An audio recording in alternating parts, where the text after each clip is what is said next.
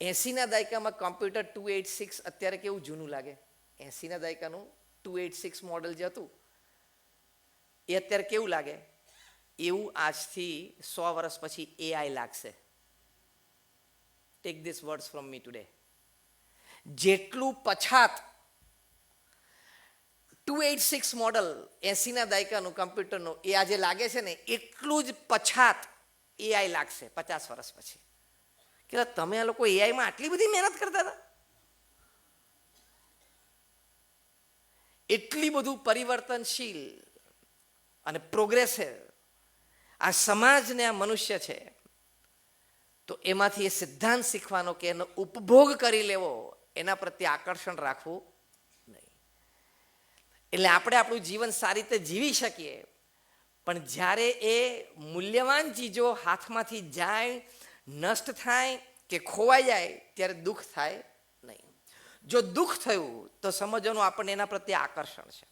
Again, ઉપભોગ કરવામાં કોઈ ના નથી, પણ એના પ્રત્યે આકર્ષણ અને એટેચમેન્ટ રાખો, અને એ આકર્ષણને એટેચમેન્ટના લીધે તમે વેલ્યુઝ, જીવનમાં મૂલ્ય અને સિદ્ધાંતોને નેવે મૂકો તો પ્રશ્ન આવે, અને પ્રશ્ન આવે પહેલા આપણું કોન્સાયન્સ આપણને બાઇટ કરે.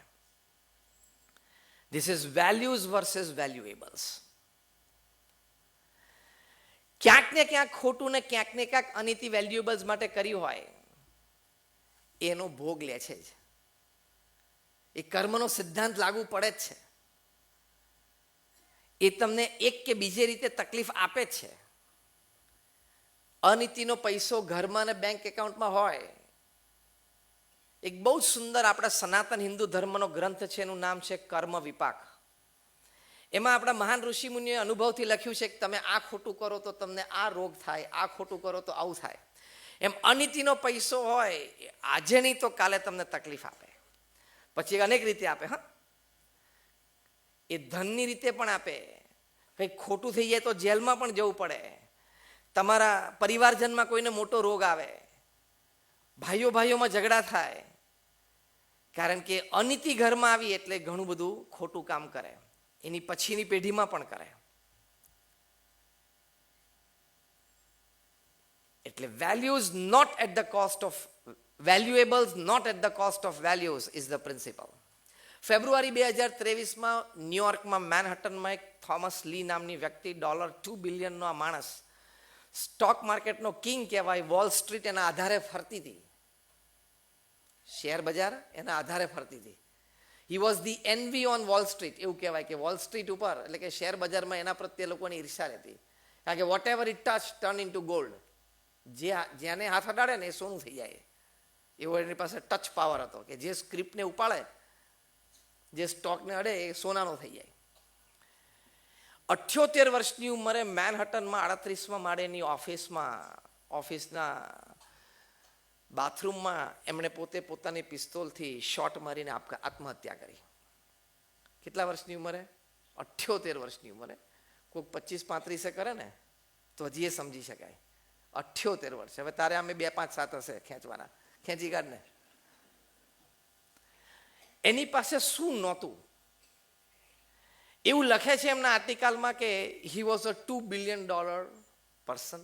એટલે પર્સનલ એસેટ્સ ને એકાઉન્ટ્સ, કંપનીની માર્કેટ કેપ નહીં, હા, કંપનીની રેવન્યુ નહીં, હિઝ પર્સનલ $2 બિલિયન.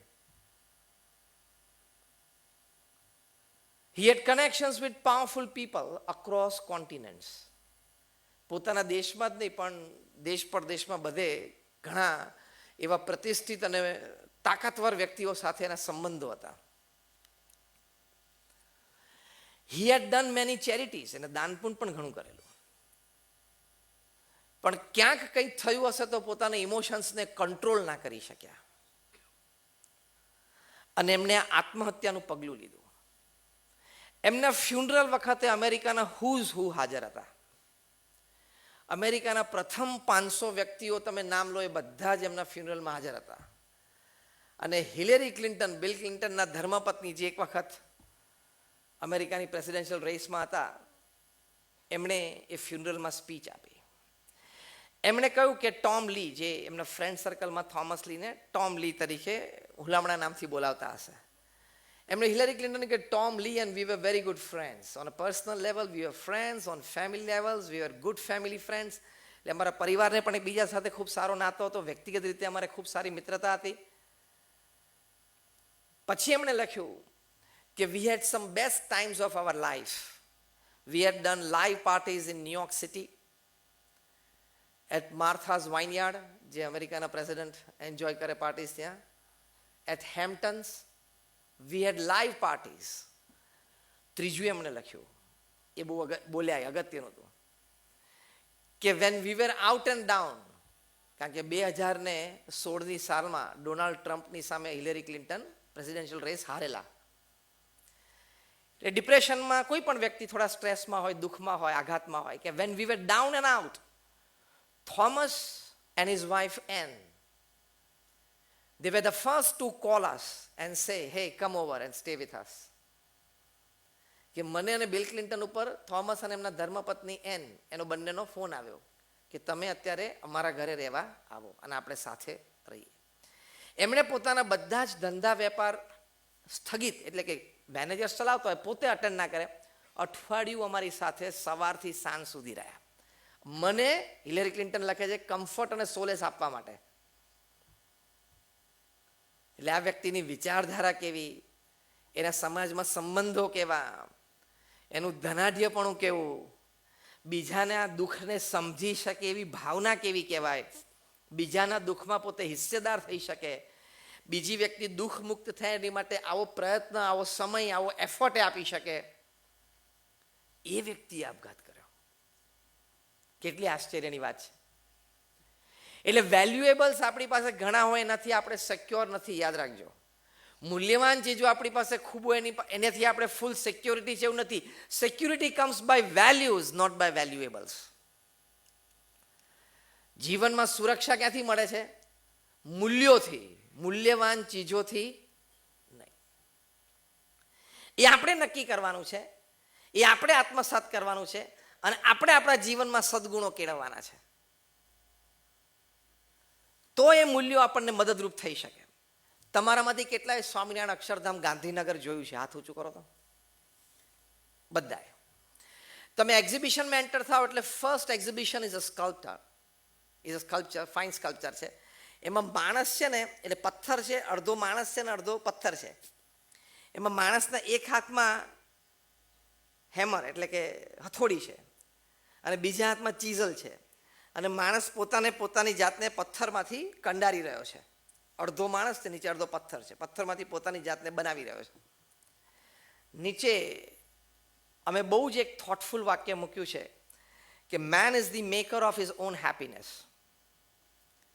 પોતાના સુખનો ઘડવૈયો કોણ છે? માણસ છે. આપણે આપણા વિચારોથી સુખી રહીએ છીએ, આપણા ઇમોશન્સથી આપણે સુખી રહીએ છીએ, અને ઓન ધી અધર હેન્ડ વિચારો ઉપર કંટ્રોલથી સુખી રહીએ છીએ, ઇમોશન્સ ઉપર કંટ્રોલથી સુખી રહીએ છીએ. એ વિચારો અને ઇમોશન ઉપર કંટ્રોલ લાવવા માટે જીવનમાં વેલ્યુ સિસ્ટમ હોવી એ બહુ જરૂરી છે.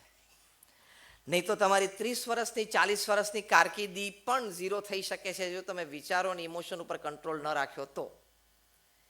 એક શબ્દ યોગ્ય બોલાઈ જાય તો કારકિર્દી બની શકે છે, અને એક શબ્દ અયોગ્ય બોલાઈ જાય તો કારકિર્દી પૂરી પણ થઈ શકે છે. હા કે ના?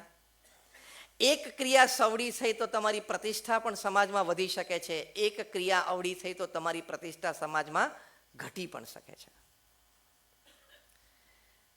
એક સદભાવ પ્રગટ થયો તો તમારું જીવન, પારિવારિક જીવન કે મેરિડ લાઈફ સુમેળે સિલ્વર જ્યુબિલી, ગોલ્ડન જ્યુબિલી ઉજવી પણ શકે છે. અને કોઈ એક શબ્દ કે એક ક્રિયા એવી વ્યક્ત થઈ તો છૂટાછેડા પણ થઈ શકે છે. It all depends on one thought, one emotion, one action. One thought, one emotion, one action can build you. One negative action, one negative thought, one negative happening can kill you. How many of you agree with this statement? All of us. It can kill you.